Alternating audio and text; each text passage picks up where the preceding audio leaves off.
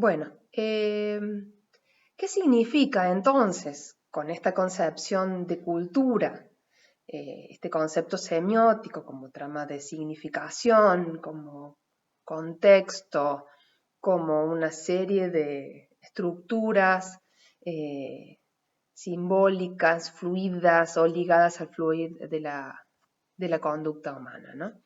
Hay algo muy importante que me parece que plantea el autor cuando inicia. Dice, si deseamos comprender lo que es una ciencia, en este caso la antropología, deberíamos prestar atención a lo que hacen quienes la practican. Y entonces él dice que lo que los antropólogos, las antropólogas hacen es hacer etnografía. Entonces, que para esa idea de cultura, si la cultura es una trama de significación, lo que necesitamos, dice él al inicio, no es una ciencia experimental en búsqueda de leyes, es una ciencia interpretativa, ¿no? Ahí liga un concepto de cultura con un modo de entender la antropología y con un hacer, con una práctica del trabajo de conocimiento. Y ahí lo pone en términos de hacer etnografía. Y fíjense, aquí hay una primera cuestión que me parece que es interesante. Si uno vuelve al texto de Malinowski, ya aquí plantea una distinción, porque justamente Malinowski lo que quería era poder construir ciertas leyes, ciertas generalizaciones sobre ese conocer la cultura. En cambio aquí no aparece esa idea. La idea justamente es desentrañar esos sentidos que tienen para los sujetos el mundo o las prácticas a las que están habitados, el mundo en el que viven o las prácticas a las que están habitados.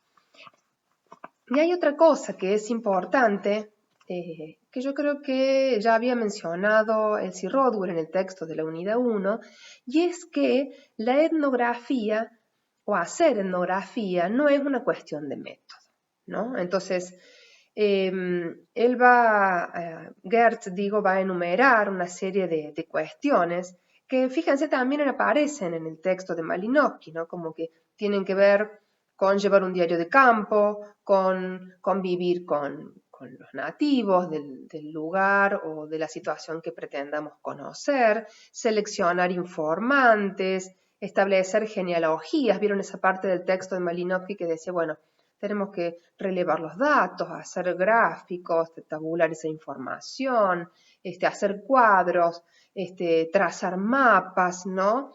Transcribir ciertos textos? Bueno, todo bien, son parte de las tareas que realiza un etnógrafo o una etnógrafa, pero no es eso hacer etnografía, ¿no? Sino que acá, para Geertz, hacer etnografía va a decir, se define por cierto tipo de esfuerzo intelectual al que podríamos definir como descripción densa. Toma esta idea de Ryle, diferencia la descripción densa de la descripción superficial y volviendo al ejemplo del guiño, dice, bueno, para un observador externo que no conoce en qué circunstancias, cuáles son los sentidos de esa acción para los sujetos que la protagonizan, no podríamos identificar las diferencias entre un tic o un guiño o una burla de guiño, porque en sí la acción es exactamente la misma, es contraer el párpado del ojo, pero no es lo mismo en cada circunstancia, en cada contexto. Eso no se puede saber solo por observar una conducta, sino que se puede saber, entender en un proceso de conocimiento y que no implica otra cuestión, dice el autor, que conversar con esos nativos. No es idea de la antropología ni de esta perspectiva, en realidad de la antropología interpretativa, que el etnógrafo se convierta en un nativo, ni que imite a los nativos, ni que digamos, parezca ser un nativo, sino que el desafío está en poder conversar con ellos. Y les pediría que reflexionemos un poquito sobre cómo se entiende esta idea de conversación, ¿no?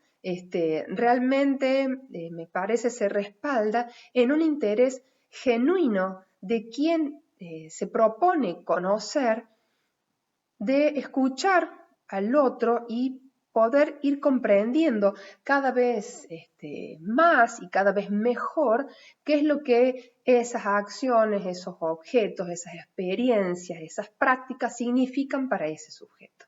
Fíjense también que en los dos textos, digo Malinowski y Gertz, aparece esto de recuperar, incluso en el de Elsie Rodwell también, el punto de vista del nativo, ¿no? O sea, pero no es una cuestión sencilla, ni fácil, ni rápida poder lograr entender ese punto de vista del nativo, que queda como una formulación, porque en realidad no es de un nativo, sino justamente es poder desentrañar, entender, ¿no?, cuál es esa trama de significación en la que esos sujetos están inmersos. Les leo un parrafito de la página 24 que me encanta y la verdad que siempre los leo en las clases. A ver, esperen que lo ubique. Dice, lo que en realidad encara el etnógrafo, ¿sí?, es una multiplicidad de estructuras conceptuales complejas, muchas de las cuales están superpuestas o entrelazadas entre sí, estructuras que son al mismo tiempo extrañas, irregulares, no explícitas, y a las cuales el etnógrafo debe ingeniarse de alguna manera para captarlas primero y para explicarlas después. Y esto ocurre hasta en los niveles de trabajo más vulgares y rutinarios de la actividad. Entrevistar a informantes, observar ritos, eliciar términos de parentesco, establecer límites de propiedad, hacer censos de casa, escribir su diario. Hacer etnografía es como tratar de leer, en el sentido de interpretar un texto, un manuscrito extranjero, borroso, plagado de elipsis, de incoherencias, de sospechosas enmiendas y de comentarios tendenciosos. Y además escrito no en las grafías convencionales de representación sonora, sino en ejemplos volátiles de conducta modelada. A mí me gusta porque plantea aquí una complejidad de aquello que uno busca entender, que debe, en tanto principio teórico-metodológico, hacernos repensar fundamentalmente el lugar de quien aprende, ¿sí? Trabajamos mucho en antropología con el conjunto de supuestos con los que vamos, ¿no? En esta idea puede ser una realidad lejana o cercana, pero con la que encaramos una realidad para estudiar y para conocer. Debe ser un principio instalado para poder entender que requerimos sí o sí una conciencia de que hay cosas allí que no entiendo y que no conozco. Muchas veces las preguntas que nos hacemos sobre las realidades, ¿sí?, educativas, por ejemplo, están ligadas a una serie de supuestos que actúan como respuesta esperada. Entonces, no es que siempre sea lo mismo o no conozcamos nada nuevo, sino que nuestra mirada ya está embebida, ¿no?, de una respuesta anticipada de aquello que vamos o que nos proponemos conocer. Aquí la idea de conversación no se instala. Tenemos que realmente instalar la idea de conversación como una forma de escucha, de aprendizaje y aprendizaje con H también, de aquello que nos proponemos conocer. Esta idea de conversación, digo, para pensarla en términos de metafóricos, como cuando dice, bueno, leer, ¿qué es leer una realidad? No es literal esa lectura.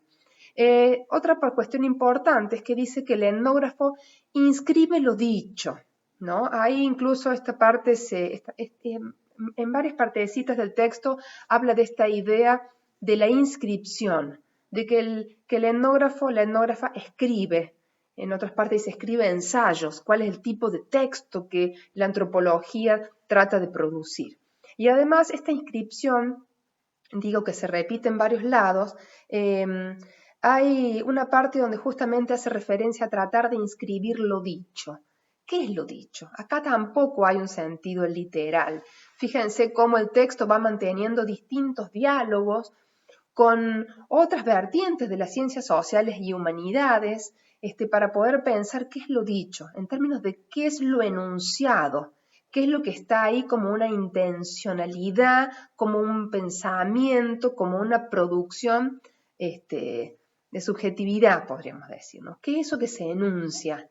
No es necesariamente literal aquello lo dicho. Cuando ustedes encuentran en el texto inscribir lo dicho, no es literal, ¿no? Aunque a veces hay algunas categorías que nosotros encontramos en campo, a las que le llamamos categorías nativas, que nos sirven muy fructíferamente para hacer esa interpretación. Pero vuelvan sobre esta idea de lo dicho. Una parte muy importante y que además sistematiza estos aportes es el apartado, me parece que está en la página 32, tengo macheteado aquí, donde dice que la etnografía tiene 3 características, ¿no? Es interpretativa, interpreta el flujo del discurso social, o sea, algo de esto de lo dicho, rescata lo dicho y lo fija, dice él, en términos susceptibles de consulta, o sea, para que otro pueda leer, acceder y pueda entender aquello que nos proponemos compartir. Y además dice que es microscópica, ¿no? Esto es muy significativo y vamos a abordarlo después cuando pensemos más la antropología, pero cómo la etnografía, la antropología se propone trabajar a partir de lo pequeño, ¿sí? También vuelve un poco a Rodwell, ¿no? Cuando decía, la antropología no es panacea, la etnografía no es panacea. No todos los problemas, no todas las preguntas de conocimiento se abordan con las mismas estrategias, con las mismas perspectivas. Bueno, acá tengo apuntado otra cosita más que viene bien interesante también. Dice, el lugar de estudio no es el objeto de estudio. Uno no estudia aldeas, sino estudia en aldeas. Son parte de las frases de este texto que también son reiteradas en muchos trabajos etnográficos. Y es importante también, y es importante esta reflexión para pensar las problemáticas del campo educativo. Digo, porque uno a veces puede estudiar determinada cuestión y no es que estudie determinada escuela o determinado sujeto con nombre y apellido, sino que está tratando de problematizar, de profundizar en el conocimiento, en el análisis, en la interpretación de determinado objeto de conocimiento, ¿no? Bueno, creo que nada más. Vamos un ratito al ejemplo de Cohen, y los que no quieran lo saltean y ven el próximo video donde vamos a cerrar pensando algunas categorías sobre lo que implica la antropología interpretativa.